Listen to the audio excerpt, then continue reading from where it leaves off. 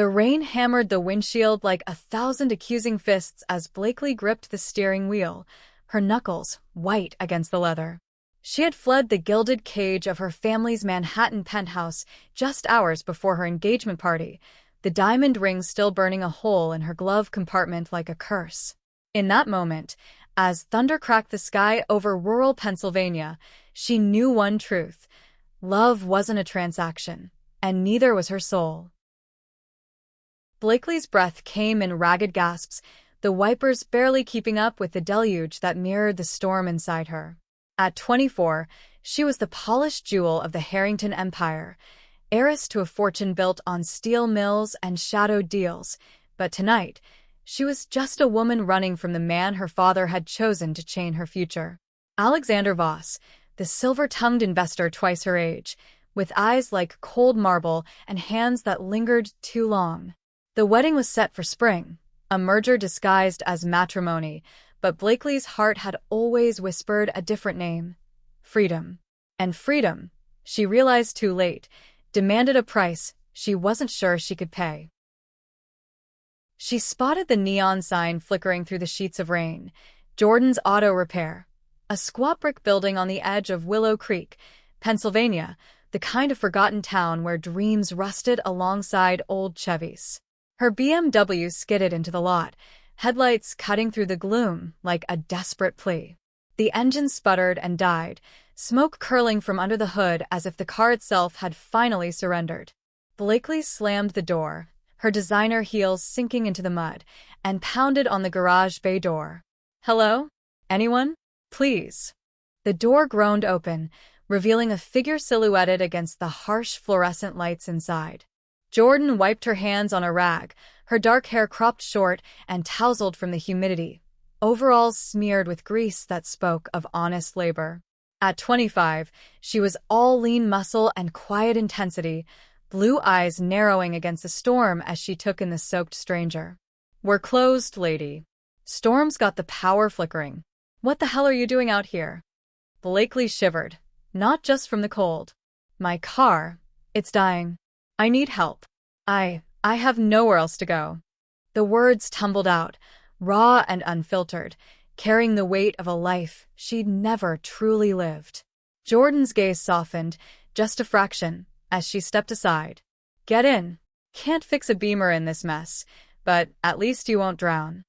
Inside the garage, the air smelled of oil and metal, a stark contrast to the sterile luxury of Blakely's world. Tools hung on pegboards like forgotten talismans, and a single bulb swung overhead, casting long shadows. Jordan tossed her a towel from a stack near the workbench. "Name's Jordan. You got one, or should I just call you Rich Girl in Trouble?" "Blakely," she murmured, wrapping the towel around her shoulders. It was rough, threadbare, but it felt like armor. She sank onto a stool, watching as Jordan popped the hood with practiced ease, rain drumming on the tin roof like an impatient audience. For the first time in years, Blakely felt seen, not as an asset, but as a person unraveling at the seams.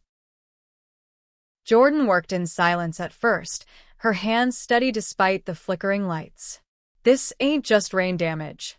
Your radiator's shot, overheated from pushing her too hard. You running from something?"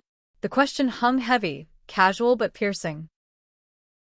Blakely's laugh was bitter, echoing off the concrete walls. "Everything. My family's got plans for me, big ones. Wedding bells and boardrooms. But I can't. I won't." Tears mixed with the rain on her cheeks, and she hated how small she sounded. Jordan straightened, wiping sweat from her brow. "Plans like that? They choke you slow. I know the type." She leaned against the car, arms crossed, her voice dropping to a conspiratorial hush. "My old man owned this place before the economy ate him alive. Left me with debts taller than that stack of invoices over there. Folks like you, they come through towns like this chasing ghosts. But ghosts don't pay bills." Blakely met her eyes, those blue depths holding a storm of their own, resignation laced with fire. There was something magnetic about Jordan, a raw authenticity that made Blakely's polished facade crack. "What if I could help? With the bills, I mean, I have money. More than I know what to do with. Jordan snorted, but there was no malice in it. And what? I fix your car, you fix my life? World's not that tidy. Yet she didn't walk away.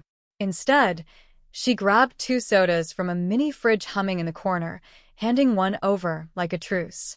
The cold fizz grounded Blakely, and as they talked, halting at first, then spilling like the rain outside, secrets unfurled. Blakely confessed the suffocating expectations, the way her father's love felt like ownership, how she'd always known her heart leaned toward women, hidden in whispers and stolen glances at forbidden books. Jordan shared fragments of her own scars, a mother lost to cancer, a string of dead-end jobs, the quiet ache of loving in a town that whispered judgments. By midnight, the storm had eased to a drizzle, and Jordan had jury-rigged the radiator enough to limp Blakely to a motel down the road. "Crash here tonight," Jordan said, scribbling her number on a napkin. "Tomorrow, we'll figure the rest." No strings. But strings were already weaving between them, invisible and insistent. As Blakely lay in the lumpy bed, staring at the water-stained ceiling, she clutched that napkin like a lifeline. For the first time, escape felt like possibility. The next morning dawned gray and unforgiving, Willow Creek wrapped in fog that clung to the hills like unspoken regrets. Blakely woke to the rumble of a truck engine outside her motel window, heart leaping when she saw Jordan's battered Ford pulling up. The mechanic hopped out, toolbox in hand, her smile crooked and genuine. "Figured you'd bolt by now. Brought coffee, black, like your secrets." Blakely laughed, the sound surprising her with its lightness. Over styrofoam cups on the motel's sagging porch, they plotted. The car would hold for a day, maybe 2, but Blakely's phone had been blowing up. Voicemails from her father, his voice of velvet blade. "Darling, this tantrum ends now. Alexander is waiting." Panic clawed at her throat. "They'll find me. Track the credit cards, the phone. I need something permanent. a wall they can't breach." Jordan's brow furrowed, her fingers drumming on her knee. A habit Blakely would learn when she was turning gears in her mind. Legal walls? Like what, a restraining order? That won't stick against Harrington money. "No," Blakely whispered, the idea blooming wild and reckless. "Marriage. To someone they can't touch. A quick courthouse thing, just on paper. I'd pay off your shop's debts. Full freedom for both of us." Jordan choked on her coffee, eyes wide. "You're serious? Marry a stranger?" "Me." She set the cup down, searching Blakely's face. There was fear there, yes, but also a spark, a challenge. Jordan had scraped by on grit alone, her life a series of fixes and failures. This? It was a gamble bigger than any engine rebuild. Blakely nodded, her hazel eyes fierce. "Not a stranger. Not anymore. Please, Jordan. Be my out." The courthouse in Willow Creek was a relic of faded glory, peeling paint, a clerk who yawned through the vows. They stood before a justice of the peace who didn't bat an eye at the mismatched pair, Blakely in her rumpled blouse and borrowed jeans from Jordan's truck, Jordan in clean overalls and a flannel shirt that smelled faintly of motor oil. "Do you, Blakely Harrington, take this woman?" The words blurred into a haze, but when Jordan's calloused hand slipped the plain gold band onto her finger, bought from a pawn shop for $20, something shifted. Not just a contract, but a vow whispered in the spaces between. "I do," Jordan said, her voice steady as steel. And Blakely echoed it, her heart pounding not with fear, but with a forbidden thrill. As they signed the papers, Jordan leaned close, breath warm against her ear. "This is crazy. You know that, right?" "Crazy's better than caged," Blakely replied, and for the first time, she believed it. They drove back to the garage in silence, the ring heavy on Blakely's finger like an anchor. Jordan's shop was a time capsule of struggle. Bills piled on the desk, a half-eaten sandwich from yesterday, the hum of a space heater fighting the chill. "You're half of the deal," Blakely said, pulling out her phone. A few taps, and the debts vanished, transferred from accounts her father couldn't freeze without questions. Jordan stared at the confirmation email, jaw slack. Jesus, Blakely. That's... I don't even know what to say. Say you'll let me stay. Just till I figure out next. Blakely's voice cracked, vulnerability bleeding through. Jordan nodded, pulling her into a hug that was awkward at first, then achingly right. Bodies pressed close, the scent of grease and jasmine mingling, and in that embrace, the line between pretense and possibility blurred. Days turned to weeks in a rhythm as unexpected as it was intoxicating. Jordan taught Blakely the poetry of engines, how AV8's roar was like a heartbeat, fierce and unrelenting. In return, Blakely brought fragments of her world, late-night reads from her hidden library of queer literature, stories of women who loved fiercely against the odds. They cooked spaghetti in the garage's tiny kitchenette, Jordan's sauce spicy and unapologetic, Blakely's laughter freer with each glass of cheap wine. Nights were the hardest, sleeping in Jordan's loft above the shop, a single bed squeezed between tool crates and a window overlooking the creek. At first, they built walls of pillows, whispers across the divide. But one evening, after a close call with a seized piston that left them both grease-streaked and exhilarated, Jordan turned to her in the dim lamplight. You ever think about what this could be? If it wasn't fake? Blakely's breath caught, her hand reaching out to trace the scar on Jordan's knuckle from a wrench slip years ago. Every night. But my world's poison. They'll come for me. Let 'em, Jordan murmured, closing the distance. Their lips met soft at first, tentative, then hungry, a spark igniting dry tinder. It was messy, real, tasting of salt and want. In Jordan's arms, Blakely found not escape, but home. Yet shadows loomed. A letter arrived, postmarked Manhattan, her father's seal unbroken. End this farce, Blakely. Return or lose everything. Enclosed was a photo, grainy, from a childhood album. Young Blakely, wide-eyed at a company picnic, clinging to a mechanic's leg. The caption, "Remember who fixes the messes." Her stomach twisted. Who had taken it? And why now? Jordan found her curled on the loft floor, photo clutched like a ghost. Talk to me, she urged, kneeling beside her. It's nothing, Blakely lied, but the words dissolved into sobs. She confessed the isolation of her upbringing, the absent mother, the father who molded her like clay. He controls everything, even my memories. Jordan held her through the night, but doubt crept in like fog. Was this love, or just another rebellion? As autumn leaves turned the creek blood-red, Blakely pushed the photo away, vowing to fight. But the past, she would learn, had teeth. Winter bit into Willow Creek with a vengeance, snow blanketing the garage like a shroud. Blakely and Jordan had carved out a fragile rhythm, mornings tangled in sheets that no longer needed barriers, afternoons wrenching on cars side by side, evenings lost in each other's stories. Jordan's touch had become a language of its own, fingers mapping Blakely's spine like constellations, lips brushing whispers of mine against her temple. For Blakely, it was salvation, a love that bloomed wild and unpruned, far from the hothouse of expectations. But the world outside refused to stay silent. Her father's calls escalated to private investigators, slick men in suits sniffing around the diner, asking after a runaway debutante. One evening, as Jordan locked up the shop, a black SUV idled across the street, headlights piercing the dusk like accusatory eyes. They're here, Blakely breathed, pressing against the window. Jordan's jaw set, her hand finding Blakely's.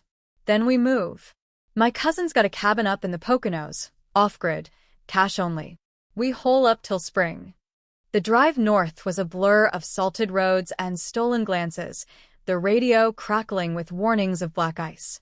The cabin was rustic, all knotty pine, and a wood stove that Jordan cooks to life with expert ease. Home's sweet hideout, she quipped, but her eyes betrayed the strain. Bills still nagged. The shop's mortgage loomed, and Blakely's frozen assets left them scraping by on Jordan's savings and odd jobs. In the firelight, vulnerabilities surfaced. "I never told you why I stayed single so long," Jordan admitted one night, poking at the embers. "Town like Willow Creek? Folks talk. Dated a girl in high school, sweet, quiet type. Her family shipped her off to boarding school when they found out. Broke me. Figured love was just another thing that breaks down." Blakely pulled her close, their bodies fitting like puzzle pieces worn smooth by time. "Not with me. We're unbreakable." Their lovemaking that night was slow, reverent, reclaiming amid the uncertainty. Jordan's hands, once rough with labor, now traced tenderness, drawing gasps that echoed off the rafters. In her lover's arms, Blakely glimpsed eternity. Spring thawed the hills, but not the threats. A package arrived at the cabin's makeshift P.O. box, legal papers demanding annulment, citing fraud. Enclosed was another photo, this one of Jordan, teenage and scowling, wrench in hand at the Harrington steel mill picnic. Blakely's blood ran cold. "How?" Jordan snatched it, face paling. "That was 12 years ago. Summer job. Your dad hired me, cheap labor for the event. I fixed go-karts for the kids. You were there, this tiny firecracker with braids, bossing everyone around." Memories flickered, a girl with oil-smeared cheeks handing her a wrench, their laughter mingling with engine roars. "Jordan? The one who let me drive the mini ATV? You saved me from crashing into the pond." Jordan's laugh was choked. "Yeah. Pulled you out sopping wet, your dad just chuckled like it was nothing. But you looked at me like I was a hero." The revelation hung between them, a thread from past to present. Yet it twisted when Blakely read the note. "She was always beneath you. Come home, or expose her debts. I own them now." The control tightened like a noose. Jordan's shop was collateral, her life leveraged. "He's bluffing," Blakely insisted, but doubt festered. That night, sleep evaded them, bodies close but hearts adrift. Desperation birthed defiance. They returned to Willow Creek under cover of night, Blakely wiring what funds she could to a lawyer friend, a quiet ally from her hidden network of LGBTQ+ advocates. "File for separation of assets," she instructed over a burner phone. "Prove coercion." But time was a luxury they lacked. The confrontation came on a humid June evening, the garage bay doors open to catch a non-existent breeze. Alexander Voss arrived unannounced, stepping from a chauffeured Lincoln like a predator, scenting blood. Tall, impeccably tailored, his smile was a scalpel. "Blakely, darling. This charade ends tonight." She stood firm beside Jordan, who gripped a socket wrench like a talisman. "It's no charade. This is my life." Alexander's laugh was silk over steel. "Your life? You're Harrington. Marrying the help? Pathetic." His gaze slid to Jordan, dismissive. "And you? Debt's forgiven if you sign the annulment. Walk away clean." Jordan's knuckles whitened. "She ain't property. And neither's my shop." The air crackled with tension, Voss's security lingering by the car like shadows. Blakely's heart thundered, visions of dragged returns, forced vows. But then Voss's phone buzzed, his face shifting to irritation. "What do you mean, the press?" He stormed out, barking orders, leaving a chill in his wake. Later, news alerts lit up Blakely's phone. Harrington heiress flees arranged marriage, exposes family coercion. Her lawyer had leaked strategically, allies amplifying. But Voss's parting shot echoed. This isn't over. As summer deepened, their love deepened too, a fierce bloom against thorns. Jordan proposed a road trip, just us, no ghosts, and they piled into the Ford, chasing sunsets across the Midwest. In a Kansas diner, over pie that tasted like rebellion, Jordan slid a new ring across the table, not gold, but silver etched with a wrench and a key. "For real this time." "No papers. Just you and me." Tears blurred Blakely's vision. "Yes." God, yes. Their kiss drew stares, but for once, She didn't care. Freedom wasn't absence of chains, but the courage to forge your own. Yet the past refused burial. A call from an old family retainer. Miss Blakely, your mother's journal, hidden in the attic. It mentions a girl from the mill picnic. Says she saved you once, from more than a pond. Heart racing, Blakely demanded it sent. Pages yellowed with time revealed her mother's secret, a lesbian affair shattered by her father's rage, ending in isolation that broke her spirit. Find the girl who saw you, truly saw you, the final entry pleaded. She'll remind you, love is your inheritance. Jordan, reading over her shoulder, pieced it. That girl was me. Your mom slipped me a note after the picnic. Thanked me for making you smile. Said her own heart was caged, but yours didn't have to be. The revelation shattered and mended in equal measure. Blakely's mother hadn't just died of a broken heart, she'd left a map to healing. You saved me then, Blakely whispered. And now? Autumn winds held warnings as Voss struck back, suing for fraud, freezing remaining assets, even harassing Jordan's suppliers. The garage teetered, their haven cracking. One night, as creditors pounded the door, Jordan broke. I can't lose this. Or you. But maybe. Separate? Till it's safe? The words gutted Blakely. No. We fight together. But doubt seated, and in a moment of raw fear, she slipped out at dawn, driving south toward a surrender she couldn't stomach. Regret hit like brakes on black ice. She turned back, tires screaming, only to find the garage ablaze. Flames licked the sky, sirens wailing distant. Jordan emerged coughing from the smoke, face streaked black, clutching a singed ledger. Arson, she rasped. Voss's men caught M on the security cam. Blakely pulled her into the truck, heart fracturing. Hospital first. Then we end this. In the ER's sterile glow, bandaged and defiant, Jordan gripped her hand. Your past, it's our weapon. That journal? Proof of pattern. Coercion, abuse. We go public. Blakely nodded, fire in her veins. Allies mobilized. Lawyers, journalists, a network of women who'd escaped similar cages. The story broke nationwide. Heiress's secret marriage, a fight for love and legacy. Voss's empire trembled under scrutiny. Old scandals unearthed, his arranged marriage racket exposed. The climax unfolded in a Manhattan courtroom, winter's chill seeping through marble halls. Blakely testified, voice steady, Jordan at her side in a borrowed suit that couldn't hide her grit. This isn't about money, she declared, eyes locked on her father's. It's about choosing life over legacy. Voss sneered from the stand, but the journal, authenticated, devastating, sealed his fate.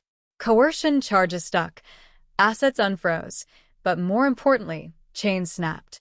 As the gavel fell, Blakely turned to Jordan, their fingers entwining under the bench. Victory wasn't silence, but a roar. Spring returned to Willow Creek, the garage rebuilt stronger, community-funded, a beacon for strays like them. Blakely and Jordan stood on the new porch, watching the creek swell with meltwater. Think your mom's smiling? Jordan asked, arm around her waist. Blakely leaned in, lips brushing her temple. She's free now. Because we are. Their love, once a desperate spark, had forged an inferno, warming not just them, but all who dared dream beyond control. In each other's eyes, they saw the truth. The past didn't save. It simply reminded them they always had. And so, under Pennsylvania skies vast as possibility, two women built not an empire, but a world, tender, fierce, eternally their own.